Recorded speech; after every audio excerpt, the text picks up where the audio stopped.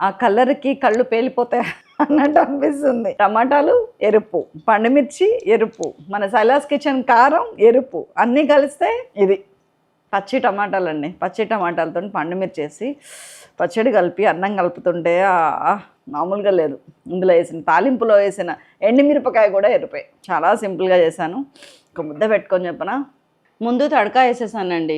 ఆయిల్లో ఆవాలు, జీలకర్ర, ఎండుమిరపకాయలు, మంచిగా జోరుగా వెల్లుల్లి, కరివేపాకు, ఇంగువ దట్టించి మంచి తడకా వేసుకొని పక్కకు పెట్టేశాను. ఆ తర్వాత టమాటాలు ఇదిగోండి 2 పెద్ద పెద్ద సైజులు చిన్న చిన్న ముక్కలు కోసుకున్నాను. పండుమిర్చి పేస్ట్ చేసుకున్నాను కచ్చపచ్చగా. పసుపు, ఉప్పు, కారం అన్నీ వేసి కలిపి మెంతిపిండి, ఆవపిండి, జీలకర్ర పొడి అది కూడా వేసి మంచిగా కలిపి ఉప్పు చెక్ చేసుకొని పోపు కలిపేశాను. That's all. సూపర్ ఉందండి.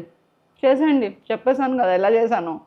ఫుల్ వీడియో కావాలంటే సైలాస్ కిచెన్లో 5 నిమిషాలు చూడండి. డిస్క్రిప్షన్లో ఇంగ్రీడియంట్స్ ఉన్నాయి. పచ్చి టమాటాలు కరకర అంటున్నాయి, ఊరితే ఇంకా బాగుంటుంది.